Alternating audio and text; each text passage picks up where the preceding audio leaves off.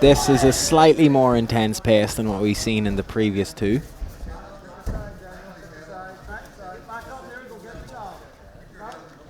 We've gone straight out of the gates here.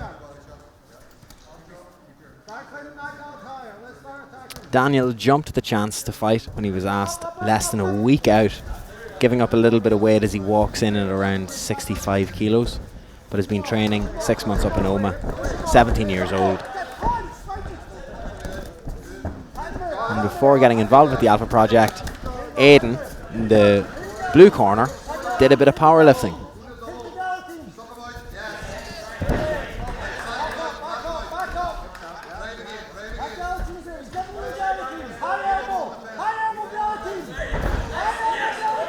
Daniel's on this guillotine, before people start criticizing me for calling it the Americanized version of it, the guillotine choke.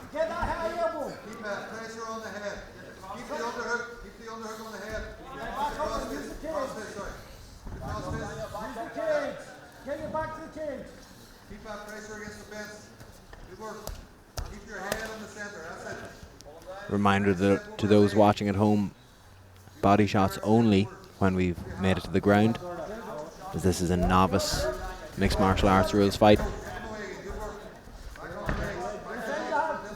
Nice swarm from Aidan there as Daniel was able to get out from underneath. Seems like we could be looking at another guillotine attempt from the feet.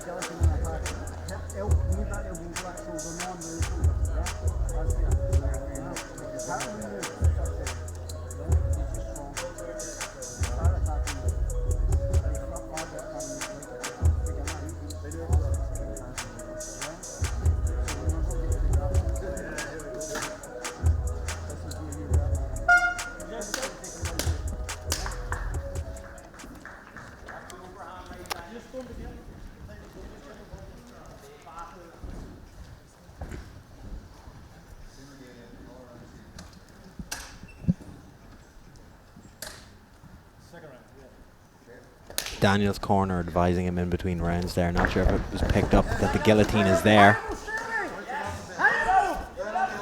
And it might have been a great prediction here considering where we are currently situated. A high elbow guillotine is a very efficient guillotine, but can sometimes be nerfed by the fact that you're grabbing an amateur mixed martial arts glove, which has slightly more padding curved around the knuckle. So in order to be able to get the position in an amateur glove, it can be a little bit more difficult.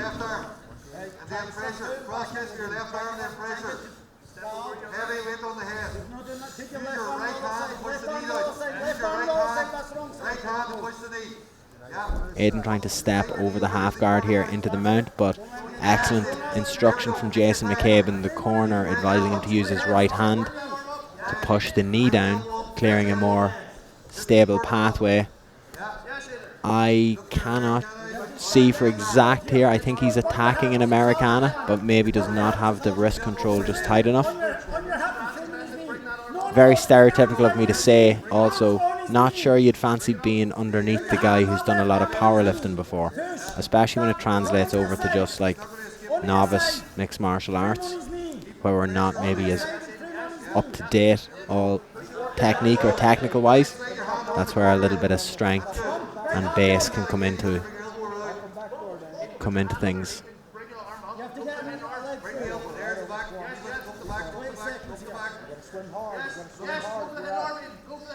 Yes, there we go. Go for it.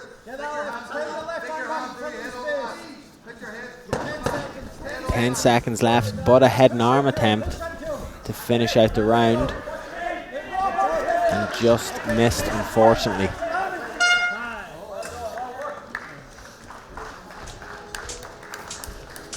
Could be looking at 1-1 going into the final round here. And my first obscure story of the night. I'm going to point something out to Sean here. The viewers won't be able to see it. Sean, if you look directly across from us, there's a safety sign. Nod to say that you can see that. There's a fella in a tank top who's been there for the last 3 fights, shadow boxing while watching everything that's going on in here. I have no idea why he's doing it. Now we can see him. He's back in our eye line here. He's not shadow boxing at the sign, but I think it's more that he's just, maybe his opponent, maybe if he's fighting later on tonight, he's just psyching him out, you know, that he just loves it so much. Sure, he's a lovely fella.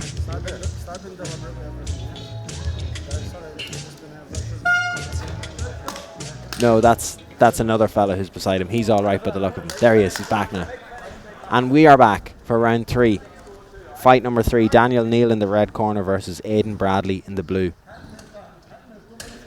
Expect Aidan Bradley to run across the cage, head down again. Another takedown attempt. And, oh, I've been proven wrong. Both men exchanging.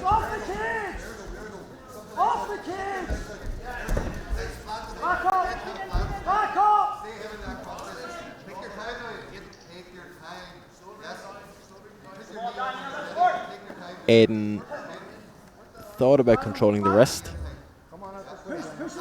Is now in a sort of a modified position here of an underhook, but steps straight over into the mount. Is controlling the elbow nicely. Will attempt to walk that up towards the head before attempting another head and arm choke as he passes his head to the outside. Being so close to the cage might work against him here, but couldn't be in a better position right in front of his own corner. Do something, you're just lying there. Push your feet off the mat so your back's near the cage. No, push your back to the cage. This is a more definitive looking attack at the head and arm choke here now. Left arm to the mat and then put it across his face.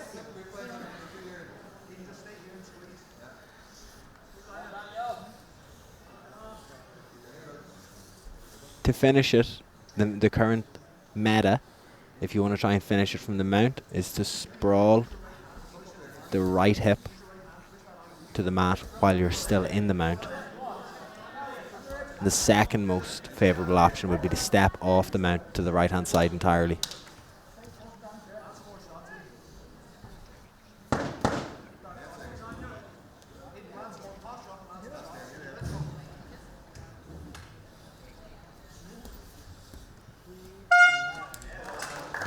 Definitely a good experience for both. Daniel has a very threatening guillotine, which is going to be honed on and improved. Aidan seems to be a very well-rounded athlete and has likely picked up a decision victory.